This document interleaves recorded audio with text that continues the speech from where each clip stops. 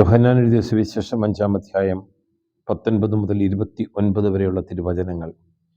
യേശു തമ്പുരാൻ പറഞ്ഞു, സത്യം സത്യമായി ഞാൻ നിങ്ങളോട് പറയുന്നു, പിതാവ് ചെയ്ത് കാണിക്കുന്നതല്ലാതെ പുത്രന് സ്വന്തം ഇഷ്ടമനുസരിച്ച് ഒന്നും പ്രവർത്തിക്കുവാൻ സാധിക്കുകയില്ല.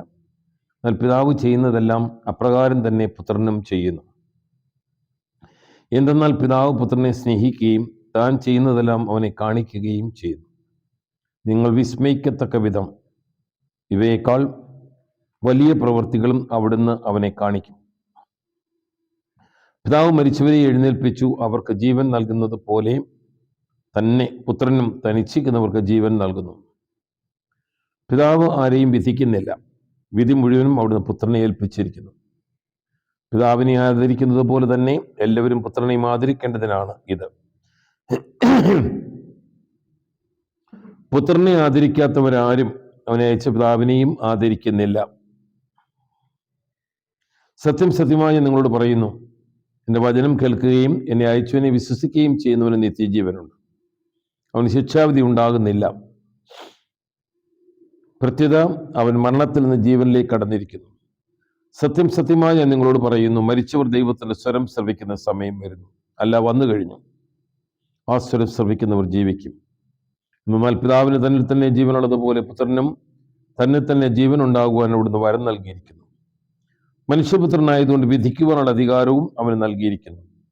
ഇതിൽ നിങ്ങൾ വിസ്മയിക്കേണ്ട. എന്തെന്നാൽ കല്ലറകളിലുള്ളവരെല്ലാം ഒരു സ്വരം ശ്രവിക്കുന്ന സമയം വരും. അപ്പോൾ നന്മ ചെയ്തവർ ജീവന്റെ ഉയർപ്പിനായും തിന്മ ചെയ്തവർ ശിക്ഷാവിധിയുടെ ഉയർപ്പിനായും പുറത്തു വരും എന്ന് താൻ അരുളി ചെയ്തു. മിശിഹായിലെ ഏറ്റവും പ്രിയമുള്ളവരെ, ദനഹാകാലത്തെ ഏറ്റവും അവസാനത്തെ ഞായറാഴ്ചയിലേക്കും വലിയ നോയമ്പിന് മുമ്പുള്ള ഏറ്റവും അവസാനത്തെ ഞായറാഴ്ചയിലേക്കും നാം കടന്നു വന്നിരിക്കുകയാണ്. കഴിഞ്ഞ ഞായറാഴ്ച നാം മരിച്ചുപോയ വൈദികരെ ഓർക്കുകയും അവർക്ക് വേണ്ടി പ്രാർത്ഥിക്കുകയും ചെയ്തു. ഇന്ന് നാം സകല മരിച്ച വിശ്വാസികളെയും നാം ഓർത്ത് പ്രാർത്ഥിക്കുന്ന ദിവസമാണ്. നമ്മുടെ സഭയിൽ നവംബർ മാസം 2-ാം തീയതി ഓൾ സോൾസ് ഡേ ആണ്. എല്ലാ മരിച്ച വിശ്വാസികളെയും ഓർക്കുന്ന ദിവസമാണ്. എന്നാൽ മലങ്കര കത്തോലിക്ക സഭയിൽ സകല മരിച്ചവരെയും ഓർക്കുന്ന 2 ദിവസങ്ങളുണ്ട്. ഒന്ന് നോയമ്പിന് ഏറ്റവും മുമ്പുള്ള ഞായറാഴ്ച, അത് ഇന്ന്. ഇനി അടുത്തൊന്ന് ദുഃഖ ശനിയാഴ്ച, നമ്മളെല്ലാം മരിച്ചവരെയും ഓർത്ത് പ്രാർത്ഥിക്കുന്ന ദിവസമാണ്. നമ്മുടെ ചിന്തയ്ക്ക് സഭയിൽ നമുക്ക് നൽകിയിരിക്കുന്നത് യോഹന്നാന്റെ സുവിശേഷം 5-ാം അധ്യായം 19 മുതൽ 29 വരെയുള്ള തിരുവചനങ്ങളാണ്. അതിൻ്റെ ഹെഡിങ് തന്നെ പുത്രന്റെ അധികാരം എന്നാണ്. ഇതിലെ ഓരോ തിരുവചനങ്ങളും ആഴത്തിൽ ചിന്തിക്കാവുന്ന തിരുവചനങ്ങളാണ്. ഒന്നാമത് കർത്താവ് പറയുകയാണ്. അത് കർത്താവ് പറയുന്നത് സത്യം സത്യമായി ഞാൻ നിങ്ങളോട് പറയുന്നു എന്ന് പറഞ്ഞാണ്. അസന്നിഗ്ധമായി അഫേം ചെയ്ത് കർത്താവ് പറയുന്ന ഒന്നാമത്തെ കാര്യം, പുത്രന് സ്വന്തം ഇഷ്ടമനുസരിച്ച് ഒന്നും പ്രവർത്തിക്കാൻ സാധിക്കില്ല.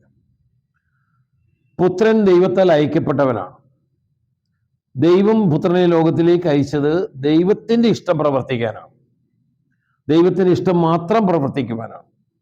ഈ ഭൂമുഖത്തെ പുത്രൻ തമ്പുരാൻ എന്തൊക്കെ ചെയ്തോ അതെല്ലാം പിതാവിന്റെ ഇഷ്ടമാണ്.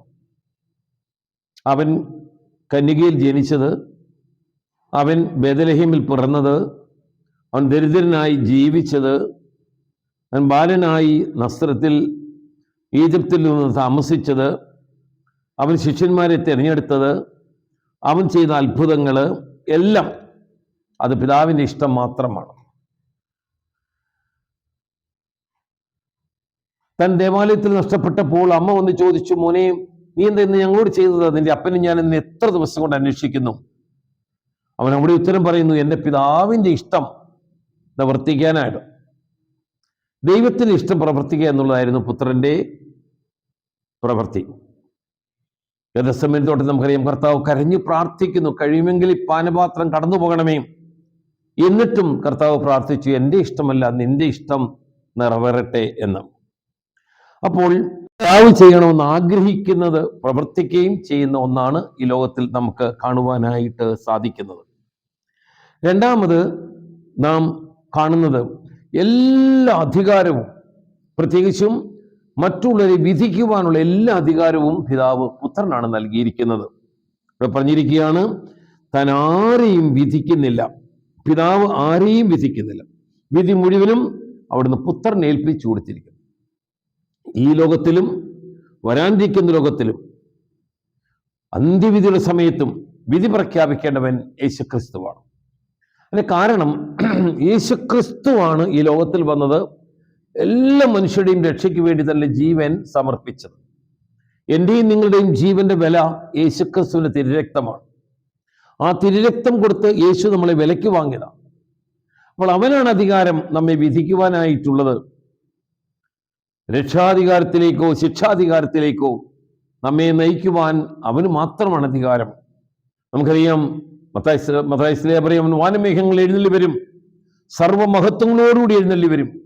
ഇതിനു വേണ്ടി സർവ്വജനത്തെയും വിധിക്കുവാനായിട്ട് അവനെല്ലാവരെയും വിളിച്ചു കൂട്ടും. അവിടെയാണ് അവന്റെ വിധി നടക്കുന്നത്. ആ വിധി പുത്രന് ദൈവം നൽകിയിരിക്കുന്ന അധികാരമാണ് നമുക്ക് കാണുവാനായിട്ട് നമുക്ക് സാധിക്കും. എന്തിനു വേണ്ടി? പിതാവിനെ ആദരിക്കുന്നത് പോലെ തന്നെ എല്ലാവരും പുത്രനെ ആദരിക്കേണ്ടതിന് വേണ്ടിയാണ്. 23-ാം തിരുവചനം പറയുന്ന പോലെ പിതാവിനെ ആദരിക്കുന്നത് പോലെ തന്നെ എല്ലാവരും പുത്രനെയും ആദരിക്കേണ്ടതിനാണ്. പിതാവിന് കൊടുക്കേണ്ട സർവ്വ ആരാധനയും സർവ്വ ആദരവും പുത്രനും കൊടുക്കണമെന്ന് പിതാവ് ആഗ്രഹിക്കുന്നു. അതുകൊണ്ട് സർവ്വ അധികാരവും പുത്രനാണ് നൽകിയിരിക്കുന്നത്. രക്ഷാധികാരം ദൈവം നൽകിയിരിക്കുന്ന പുത്രനാണ്, ശിക്ഷാധികാരവും നൽകിയിരിക്കുന്ന പുത്രനാണ്. പുത്രനെ ആദരിക്കാത്ത ആർക്കും പിതാവിനെ ആദരിക്കുവാൻ സാധിക്കത്തില്ല. ഞാൻ പുത്രനെ ആദരിക്കുന്നില്ല, അംഗീകരിക്കുന്നില്ല, അല്ലെങ്കിൽ പുത്രനെ ആദരിക്കുന്ന ആർക്കും പിതാവിനെയും ആദരിക്കാതിരിക്കുവാൻ സാധിക്കത്തില്ല. പിതാവും പുത്രനും ഒന്നാണ് എന്ന് നമുക്ക് മനസ്സിലാക്കുവാനായിട്ട് സാധിക്കും. 24 വീണ്ടും പറയും, വചനം പറയും, സത്യം സത്യമായി ഞാൻ നിങ്ങളോട് പറയുന്നു. ഇവിടെയാണ് നിത്യജീവന്റെ ഏറ്റവും പ്രധാനപ്പെട്ട ഒരു വചനം പറയുന്നത്. എന്റെ വചനം കേൾക്കുകയും എന്നെ അയച്ചവനെ വിശ്വസിക്കുകയും ചെയ്യുന്ന നിത്യജീവനുണ്ട്. 2 കാര്യങ്ങളാണ്. ഒന്ന്, എന്റെ വചനം കേൾക്കുകയും, 2, എന്നെ അയച്ചവനെ വിശ്വസിക്കുകയും ചെയ്യുന്നവന് നിത്യജീവൻ. അപ്പൊ നിത്യജീവൻ പ്രാപിക്കുവാനുള്ള 2 കാര്യങ്ങൾ ഇവിടെ എടുത്തു പറയുകയാണ്. ഒന്ന്, വചനം കേൾക്കണം. വചനം മാംസമായി നമ്മുടെ ഇടയിൽ വസിച്ചവനാണ് യേശുക്രിസ്തു. യേശുക്രിസ്തുവിനെ കേൾക്കണം, യേശുക്രിസ്തുവിനെ അറിയണം, യേശുക്രിസ്തുവിനെ വിശ്വസിക്കണം, യേശുക്രിസ്തുവിനെ അനുകരിക്കണം, യേശുക്രിസ്തുവിനോട് വസിക്കണം. അവന് മാത്രമേ പിതാവായ ദൈവത്തെ തന്നെ അയച്ചവനെ വിശ്വസിക്കുവാനായിട്ട് സാധിക്കും. അപ്പൊ യേശുവിനെ അനുസരിക്കുക എന്ന് പറയുമ്പോൾ പിതാവിനെ അനുസരിക്കുക, യേശുവിനെ കേൾക്കുക എന്ന് പറയുമ്പോൾ പിതാവിനെ കേൾക്കുകയാണ്. വിശ്വസിക്കുകയും നിത്യജീവനുണ്ട്. അവർക്ക് ദൈവം നൽകുന്ന വാഗ്ദാനമാണ് നിത്യജീവൻ എന്നുള്ളത്. പ്രിയ സഹോദരങ്ങളെ, ലോകത്തിലേക്ക് യേശുക്രിസ്തു വന്നത് തന്നെ ഈ നിത്യജീവന് വേണ്ടിയാണ്. എല്ലാവർക്കും നിത്യജീവൻ കിട്ടുവാൻ, ഏകജാതനിൽ വിശ്വസിക്കുന്ന എല്ലാവർക്കും നിത്യജീവൻ കിട്ടുവാൻ വേണ്ടി മാത്രമാണ്. പുത്രൻ ഈ ലോകത്തിൽ വന്നത്, തന്റെ ജീവൻ സമർപ്പിച്ചത്, നമുക്ക് വേണ്ടി കാൽവരിക്കുരിശിൽ മരിച്ചത്, രക്തം ഒഴുക്കിയത് ഈ നിത്യജീവന് വേണ്ടി. അതിനുള്ള മാർഗമാണിത്. അവന്റെ വചനം കേൾക്കണം. ഈ വചനത്തോട് നമുക്ക് വലിയ ഒരു ആഭിമുഖ്യം ഉണ്ടാകണം. ഈ വചനത്തോട് നമുക്ക് വലിയൊരു സ്നേഹം ഉണ്ടാകണം. ഈ വചനത്തോട് നമുക്കൊരു ആർത്തി ഉണ്ടാകണം. വചനം വായിച്ച് ധ്യാനിച്ച് പ്രാർത്ഥിച്ച് ആ വചനാധിഷ്ഠിതമായി ജീവിക്കുവാൻ, വചനത്തിനൊപ്പം ജീവിക്കുവാൻ നമുക്ക് സാധിക്കും. ഇതാണ് പരിശുദ്ധമ്മയുടെ പ്രത്യേകത. തൻ്റെ ഉദരത്തിൽ ജനിച്ച വചനത്തെ സ്വന്തമായി സാംശീകരിച്ച് ആ വചനത്തോടൊത്ത് ജീവിതത്തിന് അവന്റെ കാൽവരി വരെയും ജീവിക്കുവാൻ ആ അമ്മയ്ക്ക് സാധിച്ചു. ഓരോ ക്രിസ്ത്യാനിയും അങ്ങനെ വചനത്തിനൊത്ത് ജീവിക്കുവാനായിട്ട് കഴിയുന്നവരായി തീരുവാൻ സാധിക്കണം. അത് കഴിഞ്ഞ് വീണ്ടും പറയുകയാണ്, സത്യം സത്യമായി ഞാൻ നിങ്ങളോട് പറയുന്നു. ഓരോ പ്രാവശ്യവും അസന്നിഗ്ധമായി കർത്താവ് വചനം പറയുമ്പോൾ എടുത്തു പറയുന്ന വാക്കാണ് സത്യം സത്യമായി ഞാൻ നിങ്ങളോട് പറയുന്നു. മരിച്ചവർ ദൈവത്തിന്റെ സ്വരം ശ്രവിക്കുന്നവരുന്നു, അല്ല വന്നു കഴിഞ്ഞു. ജീവിച്ചിരിക്കുന്നവരും മരിച്ചവരും ദൈവത്തിന്റെ സ്വരം ശ്രവിക്കും. നമുക്ക് അത്ഭുതം തോന്നും, എങ്ങനെ ഈ മരിച്ചവർ ദൈവത്തിന്റെ സ്വരം കേൾക്കുന്നത്? നമ്മളെക്കുറിച്ച്, നമുക്ക് മരിച്ചവരെ കുറിച്ചുള്ള ചിന്ത തെറ്റായത് കൊണ്ടാണ്. മരിച്ചവർ ഈ ലോകത്തിൽ തന്നെയുണ്ട്. അവർക്ക് ദൈവത്തിന്റെ സ്വരം കേൾക്കാൻ സാധിക്കും. അവർ ദൈവത്തിന്റെ സ്വരത്തിന് വേണ്ടി കാതോർക്കുകയാണ്. നരകം എന്ന് പറയുന്നത് ദൈവമില്ലാത്ത സ്ഥലമാണ്, ദൈവം നിഷേധിക്കപ്പെടുന്ന സ്ഥലമാണ് നരകം. അതേസമയം മനുഷ്യൻ എവിടെ ജീവിച്ചാലും ദൈവത്തോട് ജീവിച്ചാൽ കർത്താവിന്റെ വചനം കേൾക്കുവാൻ നമുക്ക് സാധിക്കും. ദൈവത്തിന്റെ സ്വരം കേൾക്കുന്നവൻ ജീവിക്കും. അവസാനമായി പറയുകയാണ്, കർത്താവ് വാനമേഘങ്ങളിൽ എല്ലാവരും വിളിച്ചു. ഇതാണ് ഏറ്റവും പ്രത്യേകമായ വചനം ഇവിടെ പറഞ്ഞിരിക്കുന്നത്. വിധിക്കുവാനുള്ള അധികാരം നമ്മൾ പറഞ്ഞു. അത് പുത്രനിലുള്ളതാണ് വിധിക്കുവാനുള്ള അധികാരം. എങ്ങനെയാ കർത്താവ് വിധിക്കുന്നത്? അവരെല്ലാവരെയും വിളിച്ചു കൂട്ടും. കല്ലറകളിലുള്ളവരെല്ലാവരും അവരുടെ സ്വരം കേൾക്കുന്ന സമയം വരും. മരിച്ചവരെല്ലാം ഉയർത്തെഴുന്നേൽക്കും. സർവ മനുഷ്യരും ഉയർത്തെഴുന്നേൽക്കും. എന്നിട്ട് അവൻ എന്ത് ചെയ്യും? നന്മ ചെയ്തവർ ജീവന്റെ ഉയർപ്പിനായും തിന്മ ചെയ്തവർ ശിക്ഷാതിന്റെ ഉയർപ്പിനായും പുറത്തു വരും. അതാണ് മത്തായി പറയുന്നത്, അവൻ മാനമേഘങ്ങൾ വീഴും, സർവ്വരെയും വിളിച്ചു കൂട്ടും. ഇടയനാടിനെ വേർതിരിക്കുന്നത് പോലെ കോലാടിനെ ചെമ്മരിയാടിനും വേർതിരിക്കും. നല്ല മനുഷ്യരെ തന്റെ വലതുവശത്തേക്കും തിന്മപ്പെട്ടവരെ തന്റെ ഇടതുവശത്തിലേക്കും വിളിക്കും. ഇതിനാൽ വിധി പ്രഖ്യാപിക്കും.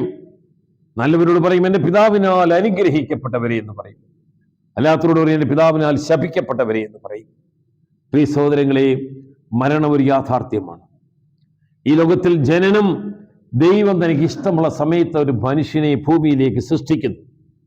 അവന്റെ ആയുസിന്റെ ദൈർഘ്യം നിശ്ചയിക്കുന്ന ദൈവമാണ്. എത്ര നാൾ അവനോട് ജീവിക്കണം, അവന്റെ മാതാപിതാക്കൾ ആരായിരിക്കണം, അവന്റെ സഹോദരങ്ങൾ ആരായിരിക്കണം, അവൻ ഏത് കുടുംബത്തിൽ ജനിക്കണം, ഏത് സ്ഥലത്ത് ജനിക്കണം, ഇതെല്ലാം ദൈവനിശ്ചിതമാണ്. അവന്റെ മരണ നിശ്ചയവും നിമിഷവും ദൈവത്തിന്റെ നിശ്ചയം തന്നെയാണ്. അപ്പോൾ ഈ ലോക ജീവിതത്തിൽ അവൻ ജീവിക്കുമ്പോൾ അവന്റെ ജീവിതത്തിന്റെ ഏക ലക്ഷ്യം ദൈവത്തിൽ നിന്ന് വന്ന അവൻ തിരിച്ച് ദൈവത്തെങ്കിലേക്ക് പോകുക എന്നുള്ളതാണ്. നാം ഇന്ന് സകല മരിച്ച വിശ്വാസികളെയും ഓർത്ത് പ്രാർത്ഥിക്കുമ്പോൾ നാം ഓർക്കേണ്ടത് എല്ലാ മനുഷ്യരും രക്ഷ പ്രാപിക്കണം. അതാണ് ദൈവത്തിന്റെ ഇഷ്ടം. ഒരു മനുഷ്യൻ പോലും നശിച്ചു പോകാൻ പാടില്ല. അല്പമെങ്കിലും പശ്ചാത്തപിക്കുവാൻ, അനുദപിക്കുവാൻ, കർത്താവേ എന്ന് വിളിക്കാൻ സന്മസ് കാണിക്കുന്ന ഒരു മനുഷ്യൻ പോലും നശിച്ചു പോകത്തില്ല. എന്നാൽ ഈ മരിച്ചവരോട് നമ്മൾ പ്രാർത്ഥിക്കുമ്പോൾ നമ്മൾ എന്താ ചെയ്യേണ്ടത്? നമ്മൾ 3 കാര്യങ്ങൾ ചെയ്യണം. ഒന്നാമതായി, ഈ ലോകത്തിൽ ജീവിക്കുന്നവരുടെ നന്മകളെ ദൈവത്തെ സ്തുതിക്കുവാനും ദൈവത്തിൽ നന്ദി പറയുവാനും നമുക്ക് സാധിക്കണം. നമ്മുടെ മാതാപിതാക്കളായിരിക്കാം, സഹോദരങ്ങളായിരിക്കാം, ബന്ധുക്കളായിരിക്കാം, മിത്രങ്ങളായിരിക്കാം, സുഹൃത്തുക്കളായിരിക്കാം, അധ്യാപകരായിരിക്കാം, വൈദികരായിരിക്കാം, അവരുടെ നന്മകളെ പ്രകീർത്തിച്ചുകൊണ്ട് ദൈവത്തെ നാം സ്തുതിക്കുവാൻ നമുക്ക് സാധിക്കണം. രണ്ടാമതായി, അവരുടെ പാപത്തിന് നമ്മൾ പരിഹാരം ചെയ്യണം. പരിഹാരം ചെയ്യപ്പെടാത്ത ഒരു പാപവും ക്ഷമിക്കപ്പെടത്തില്ല.